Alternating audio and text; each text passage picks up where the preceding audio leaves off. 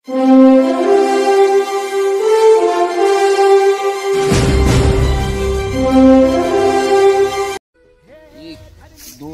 तीन चार पाच सहा सात आठ 9 10 11 12 13 14 15 16 17 18 19 20 21 22 23 24 25 26 27 28 29 30 31 32 33 34 35 36 37 38 39 40 41 42 43 44 45 46 47.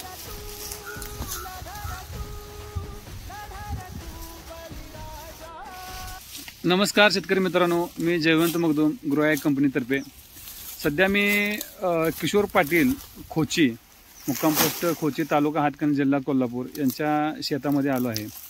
मागल्या वर्षी पर्यावरण दिन 5 जून या दिवशी आपण ही ऊसाची 8632ची लागण केली होती, कांडी लागण केली होती. तर शेतकरी मित्रांनो, गेल्या वर्षी थंडी, पाऊस, ऊन अतिशय जास्त होता आणि अशा क्रिटिकल अवस्थेमध्ये सुद्धा या शेतकरी मित्रांनी ऊस चांगला आणण्याचा प्रयत्न केला आहे.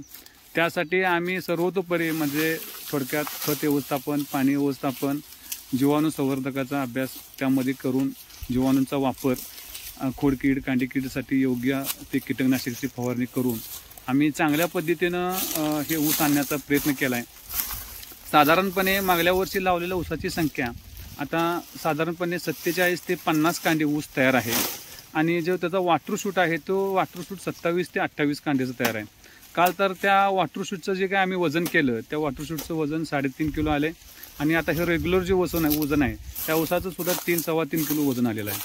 तर शेतकरी मित्रांनो, योग्य आहार त्याला जर दिला, योग्य व्यवस्थापन, अन्नद्रव्य व्यवस्थापन असू दे, पाणी व्यवस्थापन असू दे, जीवाणूंचा योग्य वापर असू दे, जर योग्य केला तर तुम्हाला चांगल्या पद्धतीनं ऊसाचं उत्पादन हे निघतं आहे. तर शेतकरी मित्रांनो, की अशाच पद्धतीनं जर आपल्याला ऊसाचं जर ॲव्हरेज वाढवायचं जर असेल तर तुम्ही लोकांनी योग्य सगळं नियोजन करणं गरजेचं आहे आणि मायक्रो पद्धतीनं तुम्ही सगळं व्यवस्थापन करणं गरजेचं आहे. कमी खर्चामध्ये जास्त उत्पन्न आणणं गरजेचं आहे. तर आपण बोलूया किशोर पाटील यांच्या संकट.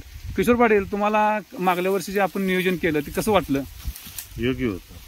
योग्य नियोजन केलं. औषधांची फवारणी, आळवणी, पाण्याचं नियोजन. तर हे शेतकरी सुद्धा उच्च शिक्षित शेतकरी आहेत. तर आम्ही अशा पद्धतीने मागल्या वर्षी प्लॅन केला तर त्या पद्धतीने बघतोय. आता ऊसाची तोडणी तर सगळीकडे आता मग आमच्या ह्या प्लॉटमध्ये चालू आहे. तर बघू आपल्याला आता किती ह्यातनं ॲव्हरेज निघतंय आणि पुन्हा नंतर एक आपण व्हिडिओ बनवू. धन्यवाद.